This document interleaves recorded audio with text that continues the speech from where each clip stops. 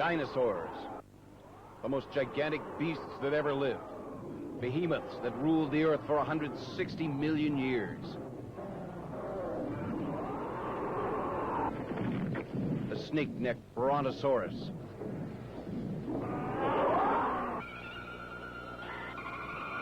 Flying dragons like the pterodactyl.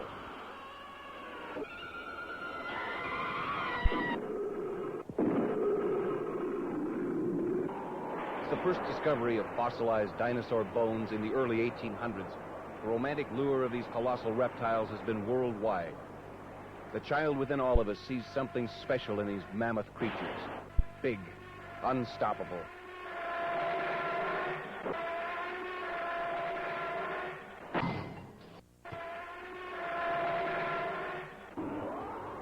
The dinosaurs successfully evolved from creatures smaller than a man to 2- and 4-legged animals the size of a boxcar. Some of the meat-eating predators could even run more than 20 miles per hour and leap onto their victims like ferocious jungle cats. And then they were gone. Why? Was there some cosmic catastrophe? Perhaps a comet smashing into Earth, throwing millions of tons of debris into the air, cutting off the sunlight and lowering the temperatures to bone-chilling cold all over the world. Or perhaps a terrible virus spread across the ancient world, killing them off in huge herds. Or perhaps it was simply time for them to go. Archaeologists and paleontologists agree that the great reptiles passed from the scene millions of years before even the earliest man walked the earth. There is no absolute proof that any form of primitive man, even the earliest anthropoid ape men, lived alongside dinosaurs. This is strictly a concept of science fiction. Yet the myths of the great dragons are worldwide.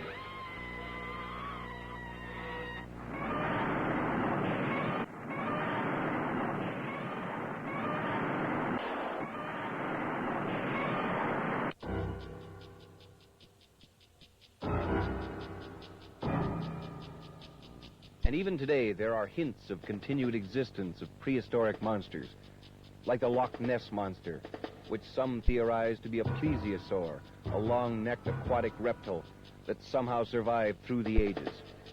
Glimpses of huge moving shapes, or mysterious corpses dragged from the sea. Tales of legendary beastmen like the Sasquatch, Bigfoot in the American Northwest, and the Yeti, the abominable snowman of the Himalayas, hint that science may not have all the answers. During the 19th century, scientific safaris braved unexplored areas like the African veldt and the Mato Grosso in Brazil, discovering many strange new animals. In 1912, the creator of Sherlock Holmes, Sir Arthur Conan Doyle, turned his writing talents to science fiction with The Lost World. And in 1925, Hollywood adapted the novel to the silent movie screen, the first feature-length prehistoric film saga. This granddaddy of all monster movies had more dinosaurs than any movie since. Although the techniques look relatively crude to us 70 years later, in 1925 they caused a sensation and set the stage for every dinosaur movie to follow. As in the Conan Doyle novel, a scientific safari discovers a plateau in the South American jungle. Atop this plateau, dinosaurs have existed unchanged for millions of years. The leader of this expedition is the bearded, fiery Professor Challenger, played by Wallace Beery, primarily known as a comedian before this film.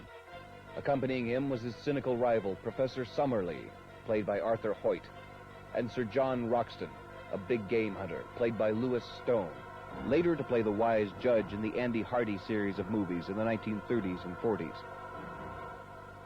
A clumsy brontosaurus and a mischievous pet monkey accidentally caused the log bridge to fall into a deep chasm, marooning the expedition on the plateau. Paula was played by actress Bessie Love, who introduced the Charleston to the movie screen the same year. A romantic love triangle develops between Paula, Sir John, and a newspaper reporter played by Lloyd Hughes. The explorers are horrified by an Allosaurus attack on a duck-billed dinosaur called the Trachodon. The dinosaurs were actually scale models, about 18 inches tall, with metal skeletons and rubber skin. By shooting one frame at a time and moving the models fractions of an inch, the finished projected film gave the illusion of continuous movement.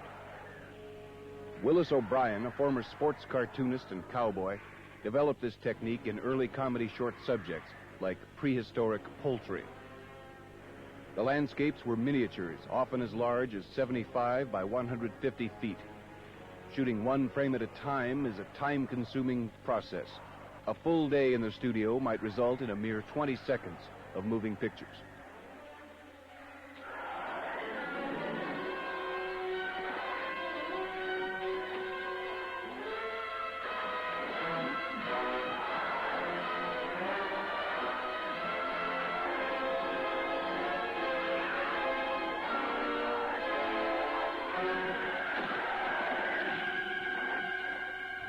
Still hungry, the Allosaurus tries to make a meal of the spiky Triceratops, whose name means three-horned head.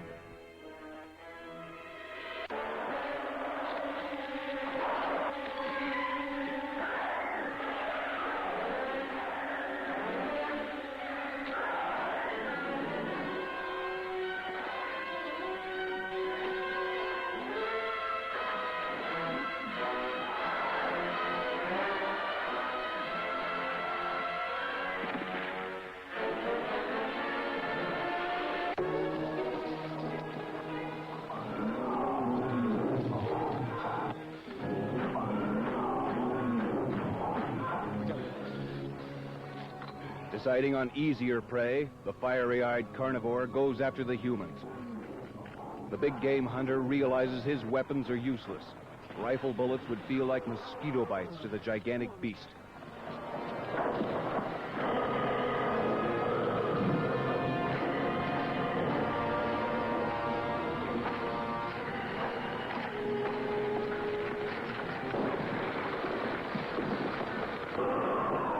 Later, on the edge of the cliff, a 60-ton brontosaur battles for its life against the marauding allosaur.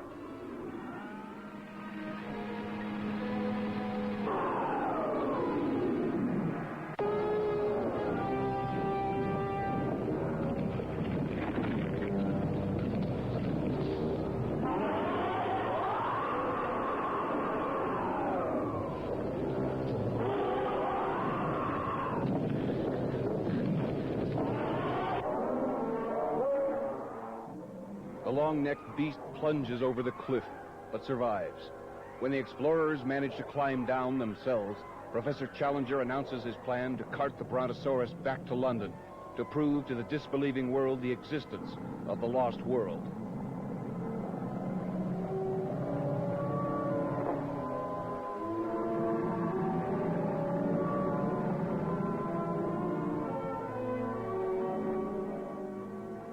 But the great beast escapes into the streets of London, causing panic. This rampage also set a pattern for many movies to come. The combination of live-action real people and stop-motion dinosaurs was accomplished by combining two negatives onto the same piece of film.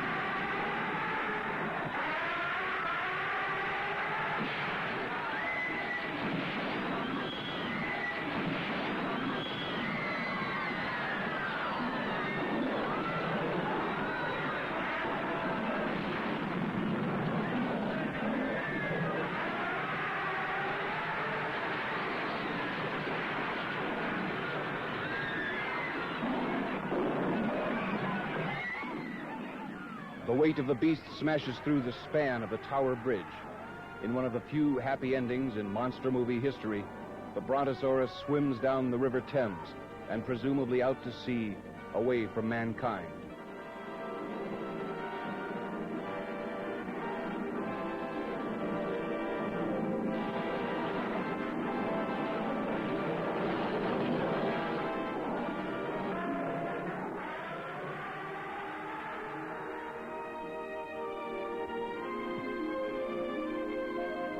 Sir John Roxton, always a gentleman, gives his blessing to the young man and young woman, though it obviously breaks his own heart to do so.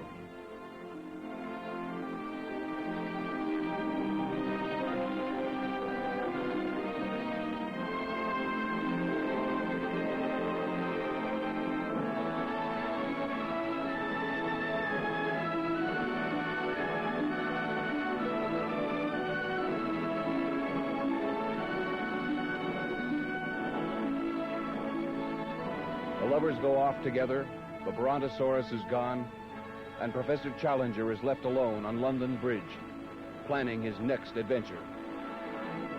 In 1930, Willis O'Brien and Harry Hoyt, director of The Lost World, planned a similar movie called Creation, about a submarine crew swept into a prehistoric world. Model dinosaurs were fashioned by O'Brien's associate Marcel Delgado. O'Brien, known as Obi to his friends, refined the effects process by projecting images onto a transparent screen so actors could appear to interact with filmed footage of the models. The steamy jungle backgrounds were painted on sheets of glass and layered to provide an illusion of depth. Unfortunately, the project was dropped by RKO Studios as too expensive.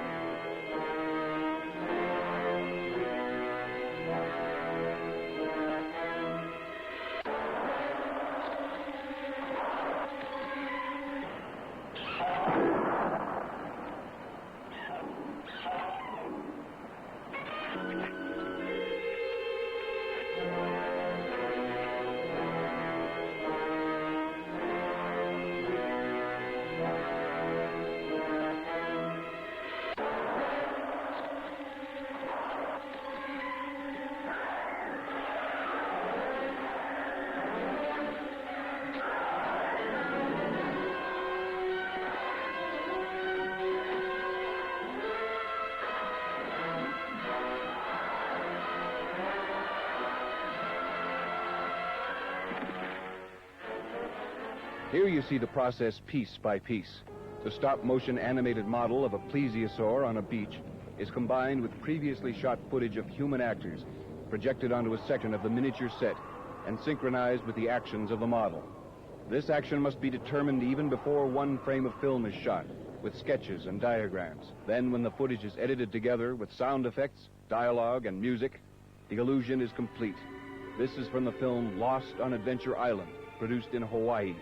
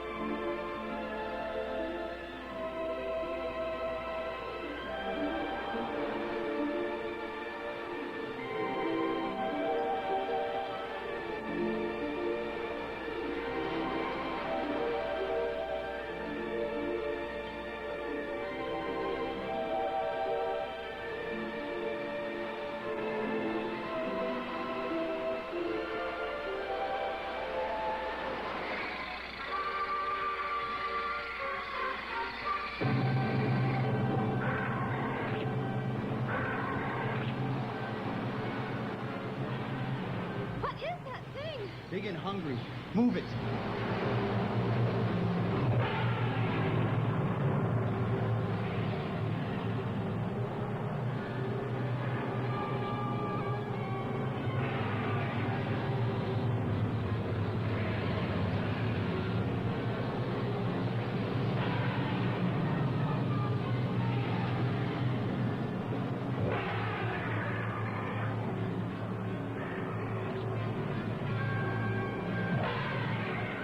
In 1933, producers Marion C. Cooper and Ernest Schoedsack planned to make a live-action movie about a giant gorilla. They considered using a live gorilla and having it wrestle with a real Komodo dragon, until they saw the test footage for Creation. The combination of Cooper, Schoedsack, and Willis O'Brien resulted in the best-known Lost World story of all. We're millionaires, boys. I'll share it with all of you. Buy an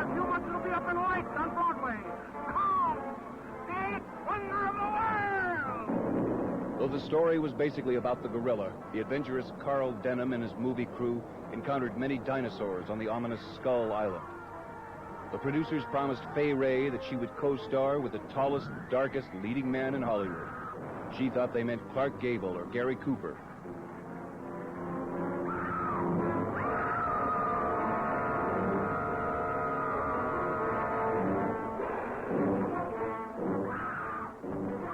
Originally, the story had Kong presented to the public in Yankee Stadium. This was later changed to a theater. Adventure to make you wonder if it's true, while your eyes convince you that it is. Truly, the thrill of thrills. Don't miss it this time.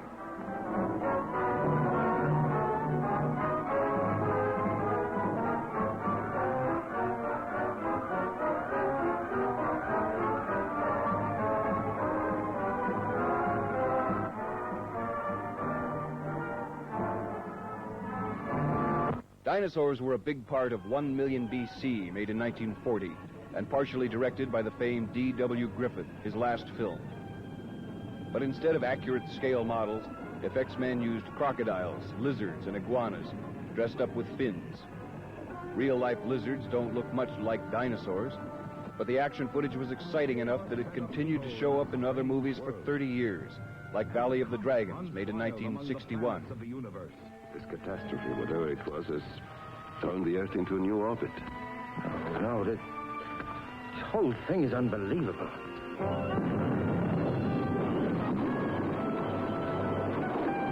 Challenged by furious forces of nature that defy explanation. A forgotten world of dark jungles, barren deserts, Stone Age mountains, and the Valley of the Dragon, alive with primordial animals. The menace of cavemen, gorilla people, underground demons. What kind of a nightmare world is this? A world of the past. 100,000 years past. These same battling lizards and exploding volcanoes also appeared in Robot Monster, Tarzan's Desert Mystery and Jungle Manhunt with Johnny Weissmuller, Teenage Caveman, Two Lost Worlds, Untamed Women, and King Dinosaur. The Valley of the Dragon.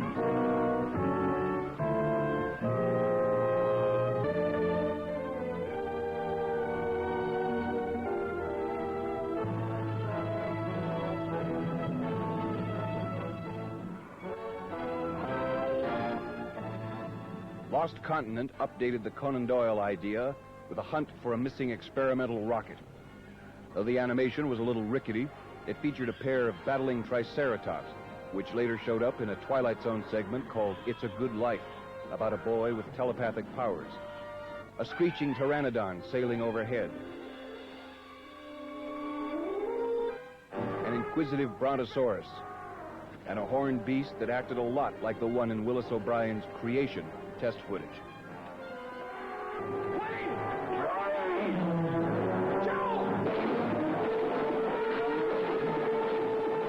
The atom bomb was on everybody's mind in 1952. Not surprisingly, it was used to revive prehistoric monsters in the movies. I say there are things better left unsolved. Who knows what waits for us in nature's no man's land?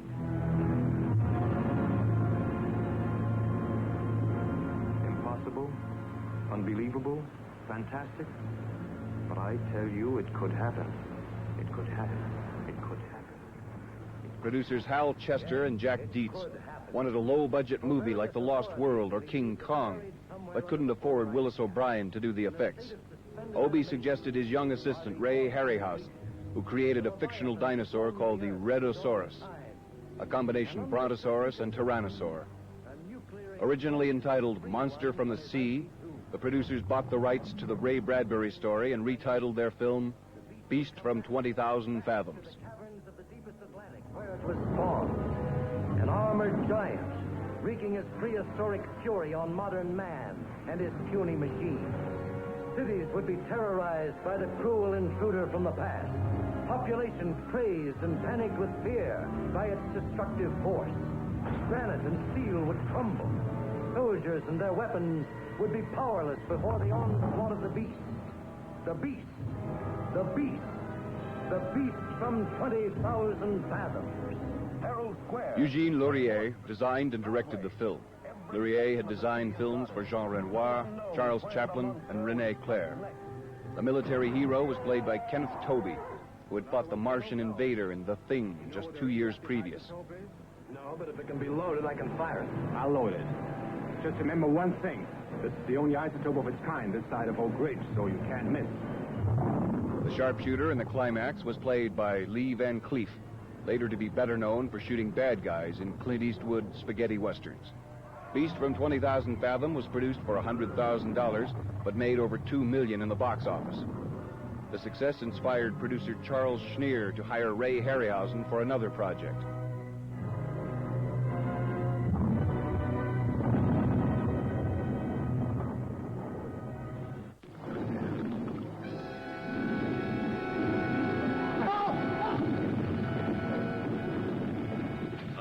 Wave of terror engulfs the screen as a raging monster from the dawn of creation attacks the world of man. Here, gentlemen, is your villain. It would take an enormous number of those to disable a Navy submarine. Or just one of enormous size, Mr. Chase. Kenneth Tobey returned as the hero, opposite Faith Demergue as a marine biologist. I see they picked an Adam sub to go out and fight this thing. Why is that, Commander? Could be because of the new electronic equipment, or her speed. Was she ordered back here from Hawaii just for that? That's right. Think it's as bad as that, do you? I think we're lucky she's here. The H-bomb blasted it loose from the depths of the Pacific. But not even the H-bomb can kill it. Unknown object coming this way. Entering minefield. Stand by, number 38, mine. Fire. Go up. Ready, number 12, south. Fire. Coming on through. That's the end of our first line of defense, Miss Joyce. Then the red alert. The film was shot on location in San Francisco, but the city refused permission for the crew to shoot on Golden Gate Bridge. They apparently didn't want anyone to think the bridge could fall down, even in a science fiction movie. Instead, Ray Harryhausen duplicated the bridge in his miniature studio.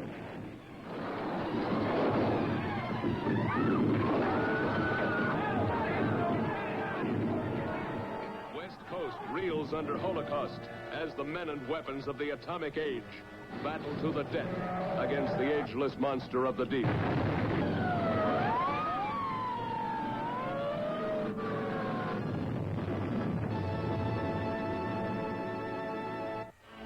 Eugene Laurier and Willis O'Brien teamed with a virtual remake of Beast from 20,000 Fathoms with the giant behemoth, known as Behemoth the Sea Monster in England.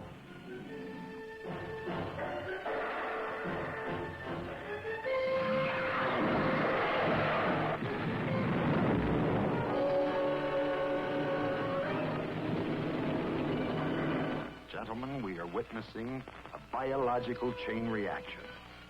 A geometrical progression of deadly menace. It had started casually, insignificantly, as momentous events often do. Look there. 2 points off the port bow. The giant behemoth, the fire-spitting monster predicted in the Bible. Its core a mass of lethal radiation. Rising from the depths of time, its strength enormous. Its gargantuan ferocity a threat to London. To the world itself. We must find a way of destroying this creature in one piece. Judging by the beast's size, I would say it was powerful enough to drive a battleship. Of course, its tremendous electric charge is what projects the radiation. That's what makes the creature so deadly. Oh, have you any concrete suggestions? Yes. First, block off the Thames. Originally, the script had no beast at all. It was about a deadly blob of energy. But distributor Allied Artists insisted on a monster. Obie and his assistant Pete Peterson created a fictional beast called the Paleosaurus, with the ability to project energy like an electric eel.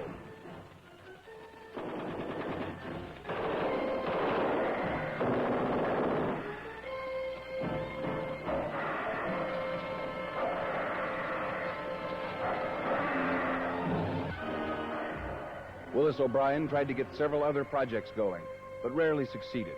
His story, El Toro Estrella, about a boy, a bull, and an Allosaurus, became The Beast from Hollow Mountain, but O'Brien did not supervise the special effects. Guy Madison, star of TV's Wild Bill Hickok, played the cowboy lead. Looks like there's been a big struggle around here. Cattle tracks go all directions. See? No one has dared to come this far. Let's turn back. Get too superstitious, Manuel. You're afraid of your own shadow. Not my shadow, senor. It's the shadow of that cursed mountain. Here is high adventure, and in the glorious and colorful Southwest. Starring Guy Madison as the courageous rancher who tried to solve the secret of Hollow Mountain, hiding place of a monster spawned in the dawn of time. He dared to ride where no man had ever set foot before. Patricia Medina, the menace of the beast, stood between her and the man she loved. I'm getting married tomorrow. I do not want to be a widow or the wife of a murderer on my wedding. Interestingly, the elements of O'Brien's original story, minus the dinosaur, were used in the 1956 film The Brave One, and won an Academy Award for Best Screenplay. The winner was Robert Rich, later revealed to be Dalton Trumbo, who was blacklisted by the movie studios at the time.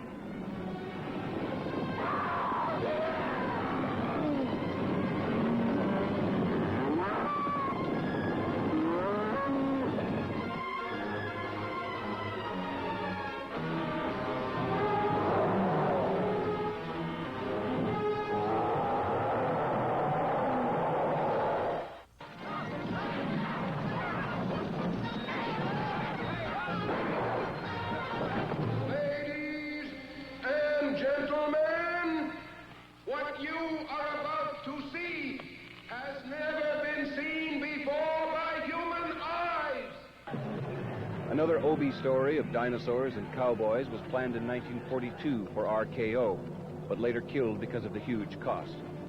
Ray Harryhausen and Charles Schneer later used the title, the story, and O'Brien's sketches to create The Valley of Gwangi.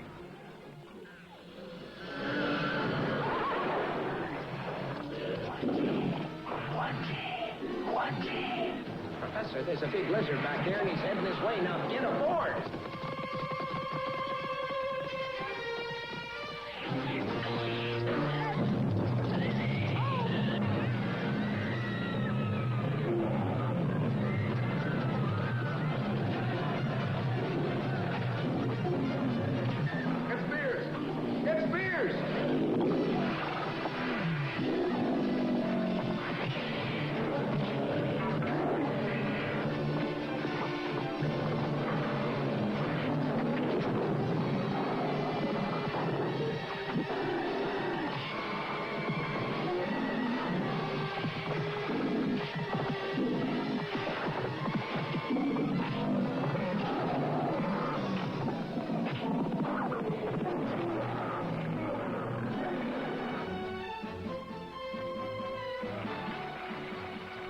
Harryhausen had his model sculpted by a noted paleontologist from the British Museum. The title star was a fierce Tyrannosaurus, ably supported by a flying pterodactyl and a spiky Styracosaurus. There's no way through! There's no way through!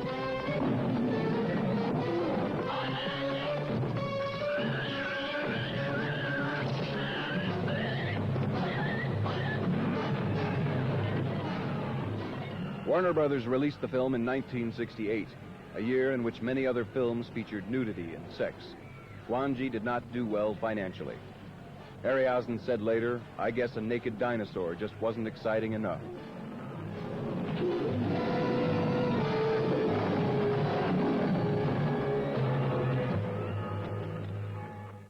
The nation of Japan had suffered the horrors of World War II like no other nation. Firebombs had destroyed much of Tokyo, and in 1945, 2 atomic bombs laid waste to Hiroshima and Nagasaki. Toho Studios presented a dark, brooding film similar to Beast from 20,000 Fathoms. A prehistoric monster was revived by atomic testing and stomped Tokyo to the ground. A gigantic beast, stalking the earth, crushing all before it in a cyclonic cavalcade of electrifying horror. Nicknamed after a big stagehand who worked at Toho Studios, Godzilla was played by a man in a large rubber suit, designed by effects man Eiji Tsuburaya.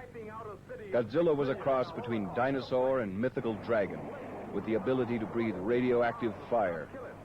American scenes were added to the film, featuring Raymond Burr before he hit big time with TV's Perry Mason. He later reprised his role in Godzilla 1985, again playing reporter Steve Martin.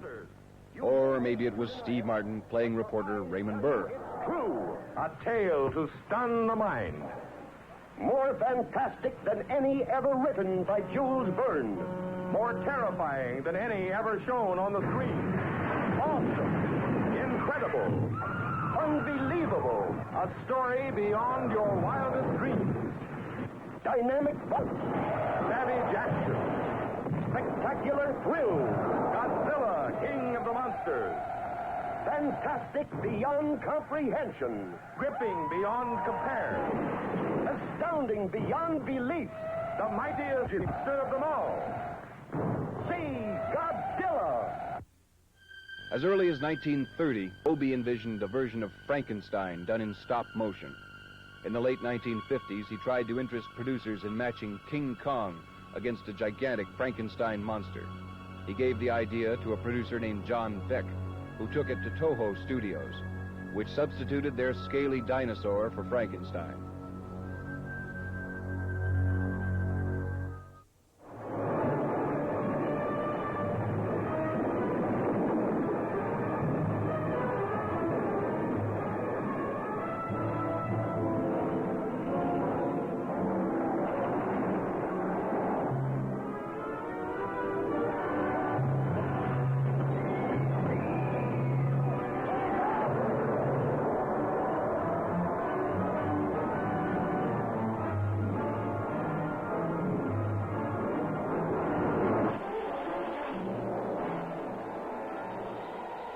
Godzilla looked better than ever in color, but King Kong was portrayed by an actor in a flea-bitten gorilla suit.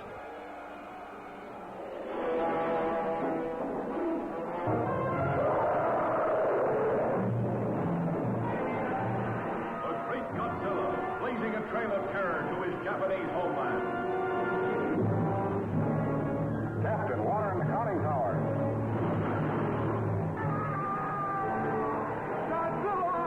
Roaring defiance to the only enemy on Earth strong enough to challenge him.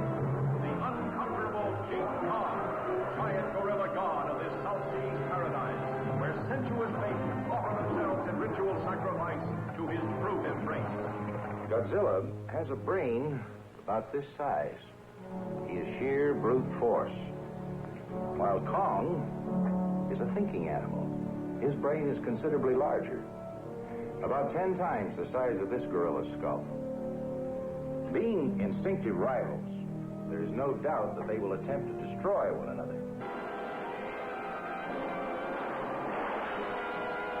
King Kong, invincible gorilla god of a jungle paradise, destroyer of cities. Godzilla, indestructible behemoth from prehistoric time, released from an icy tomb to pulverize a panic-stricken world.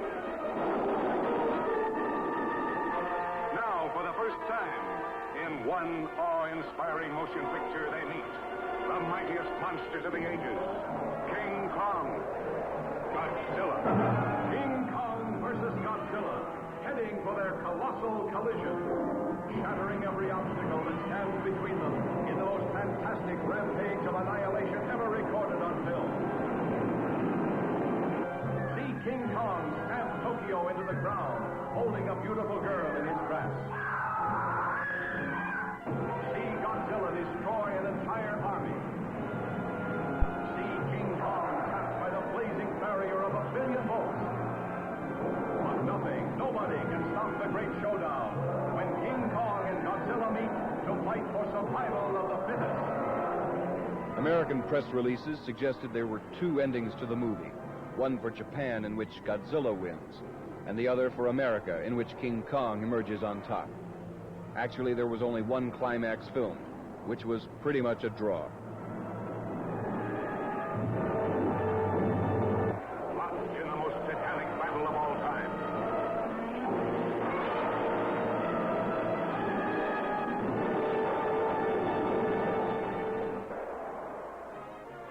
Toho added to their prehistoric roster with Rodan, a pterodactyl that flew as fast as a jet plane. This monster was several hundred times larger than any real pterodactyl had been. And Mothra, a gigantic prehistoric moth. This film also included such fairy tale images as twin fairies who sing love songs to the gigantic monster, and flashy ray guns, which prove useless against the monster, naturally. Surrounding strange green valleys. Mammoth caves that breed giant mutations. Vampire plants that devour humans. But most astounding of all, the tiniest women in all creation. Sacred beauties of a lost tribe which worships a monstrous creature.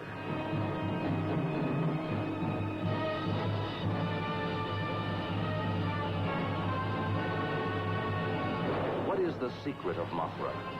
What is the bizarre spell that awakens Mothra? As these doll-sized girls call to the super god from captivity.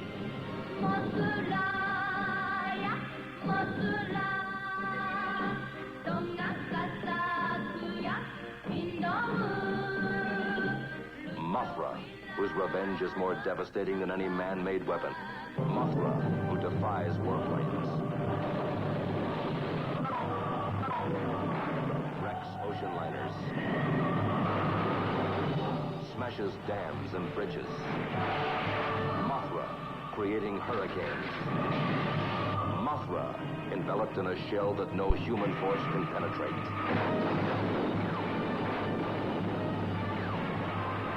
Mothra, indestructible, all-powerful, indescribable. What kind of creature is this god monster, Mothra?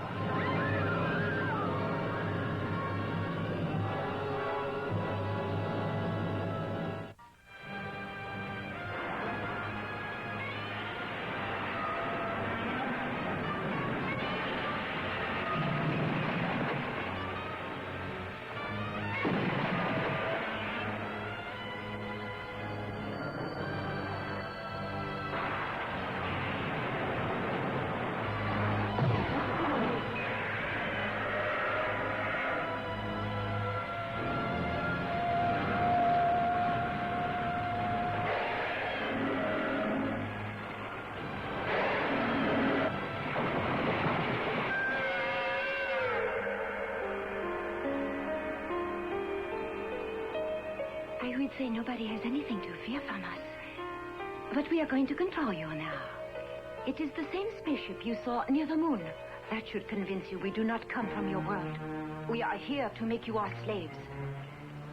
And other science fiction elements were added, like flying saucers, invading aliens, robots, rockets, and more ray guns. From the laboratories and arsenals of all civilized nations, the most powerful, the newest, the most devastating of weapons blast into action in their effort to destroy all monsters.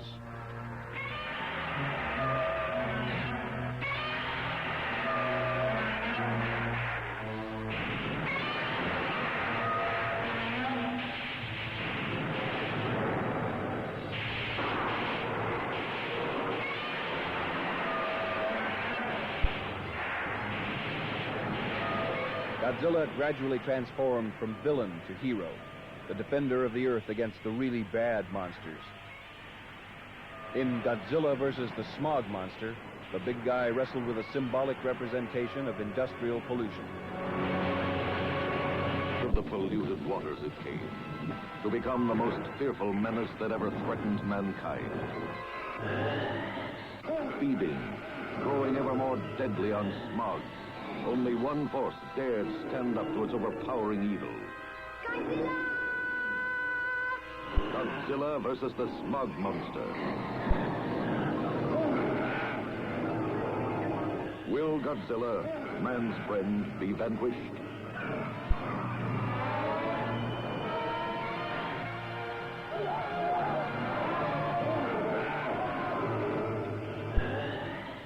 More than 1,600 dead have been reported, while other casualties are expected to exceed 30,000.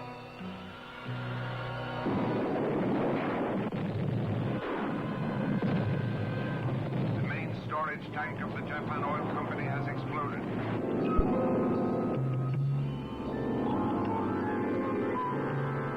Nothing man can do can stop a smog monster. Can Godzilla save the Earth from this mastodon of destruction?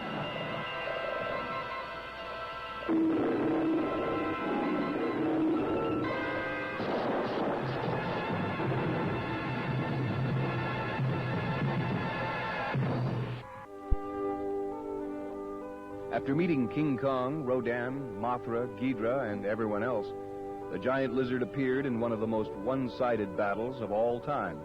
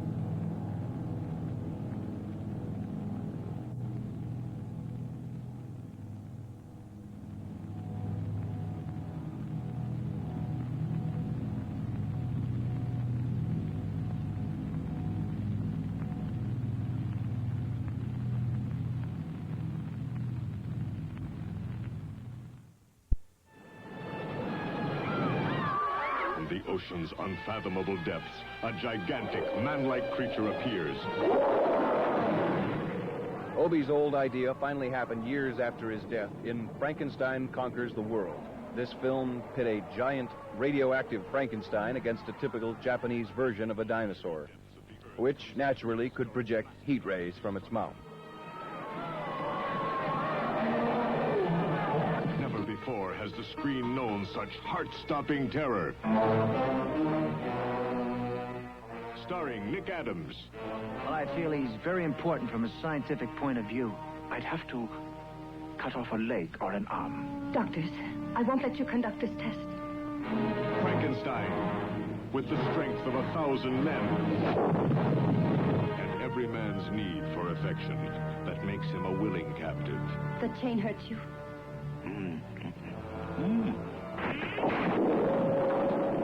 The new scoop of the century. The horrifying touch of a severed hand with a life of its own. The terrifying force of a monster that dwarfs man's tallest structures.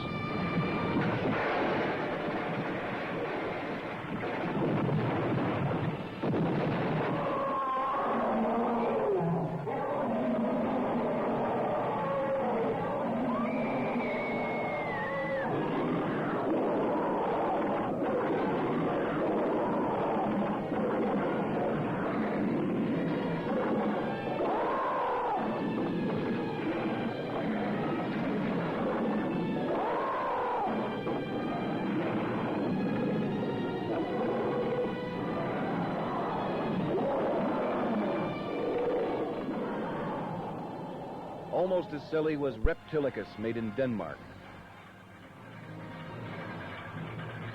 It's a piece of skin, like leather. From all corners of the earth they gather to study the mystifying frozen fossil, a reptilian tail that grows into a giant of terror. Get alive! It's loose! You have been invited here to see for yourselves one of the most amazing events in the annals of scientific history. The title Dinosaur turned out to be a stiff puppet that flopped around in papier-mâché miniature sets.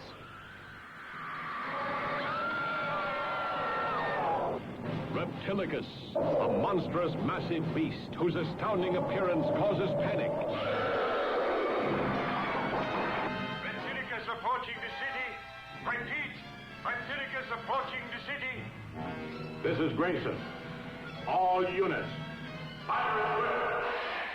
Though American International Pictures would release almost anything, even they knew Reptilicus was awful. They refused to distribute the film until producers cut out some of the goofier scenes, like Reptilicus flying around on bat wings. Immune to all known weapons of warfare, creating chaos such as mankind has never before known. Reptilicus was especially memorable for being able to spit great, nasty gobs of poisonous phlegm.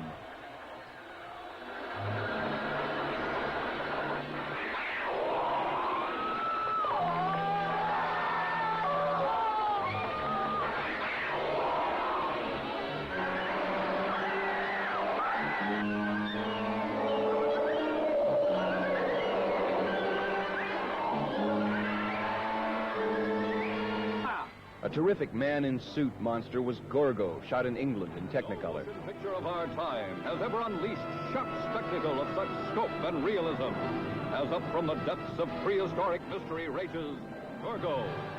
Director Jean Laurier, who had done Beast from 20,000 Fathoms and Giant Behemoth, again wrecked London with the help of Oscar-winning effects technician Tom Howard.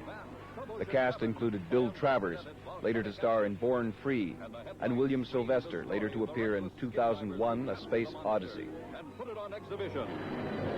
Stop! Pull out! Drop the net! What do you think you're doing? Okay, take it easy. I can't let him go back to the sea where he belongs. Why? Maybe to save their silly skins for you. Hurry, hurry, hurry to see Gorgo. But the headlines do not record the story of a little boy who had a curious sympathy and understanding for the fantastic creature. What strange secret does he know that scientists only suspect? You trying to say there may be a fully grown one of these things around somewhere? How big would a full-grown one be? An approximate guess. The infant, the adult. That would make it nearly 200 feet tall. Wreaking terrible vengeance against the civilization that has captured its offspring. Towering over the cities of the world as millions flee its awesome terror.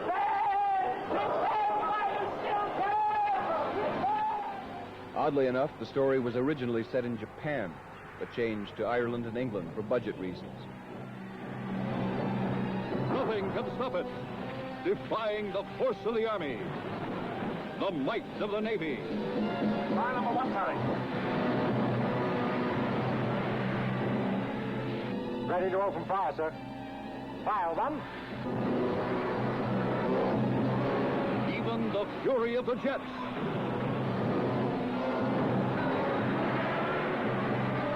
In a crashing crescendo of fights never before beheld by human eyes, and adventures never before experienced by any man or woman.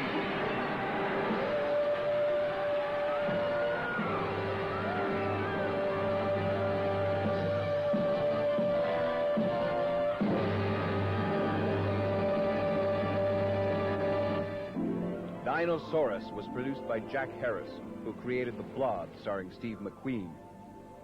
The dinosaur effects were a combination of hand puppets and stop-motion animation.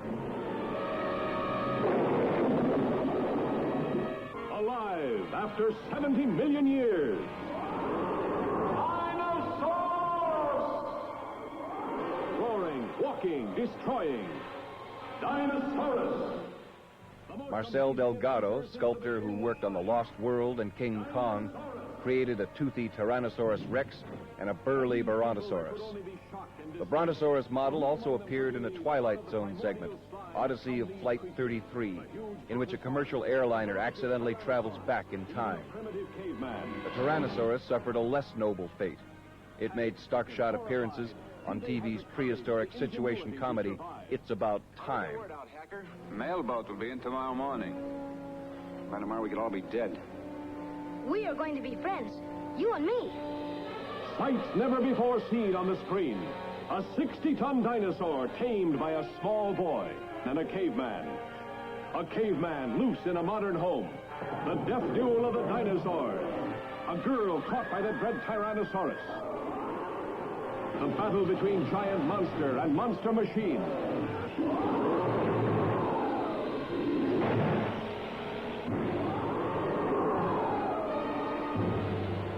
The moat of fire. Yeah, but for how long?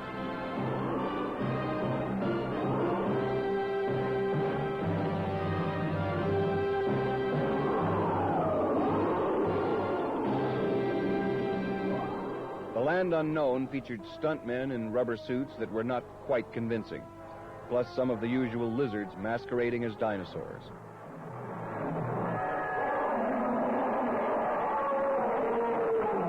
In 1947, the bird expedition to the South Pole reported a warm water oasis deep inside the icy Antarctic. This is the story of another expedition and of what might be found,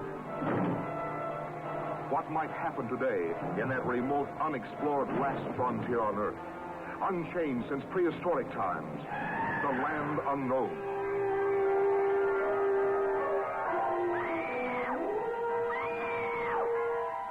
Could man have survived in the dinosaur age of mighty monsters?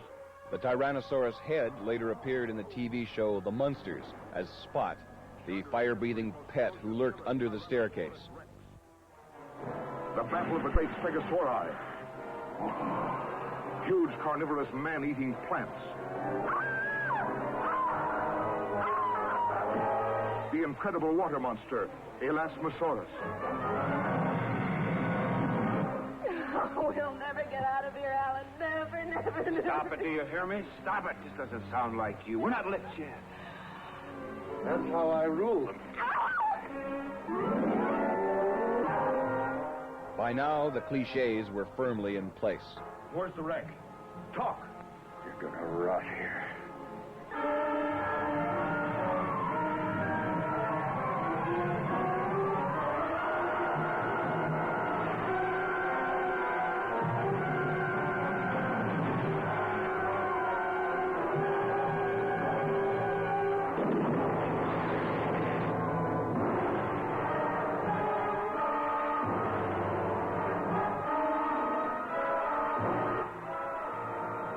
The Irwin Allen remake of The Lost World was almost entirely cliches, and poorly done at that. This is the greatest moment of your lives. There it is, directly ahead. A body of land uplifted by volcanic eruption 100 million years ago. The land where monsters live. Willis O'Brien was hired as technical assistant, but his advice was ignored. Instead, the film offered more lizards with more fins. This wouldn't have been so bad, except the new Professor Challenger, played by Claude Rains, identified the beasts as tyrannosaurs and brontosaurs, and every child in the audience knew better.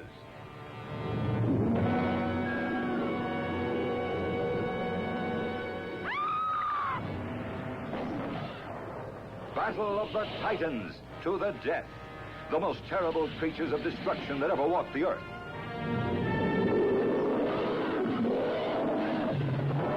And you'll be stunned by the horrifying 100-foot fire monster that guards a king's ransom in treasure.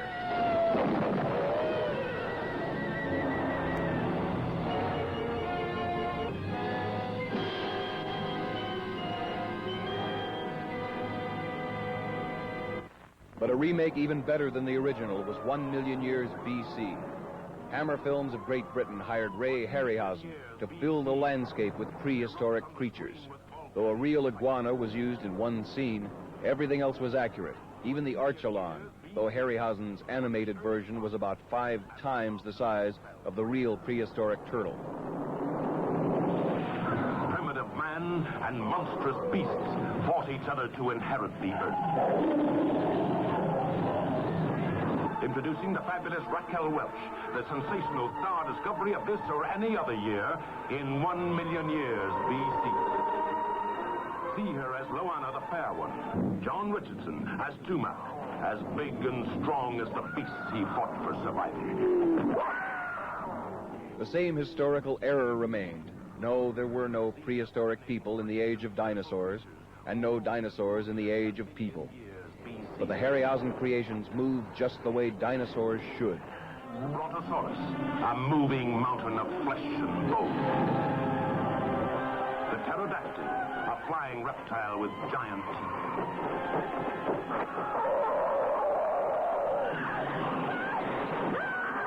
The flesh-eating Allosaurus. The Triceratops, a horned dinosaur in battle with the savage Ceratosaurus. You will share the unending thrills and excitement of a world of primitive wonders.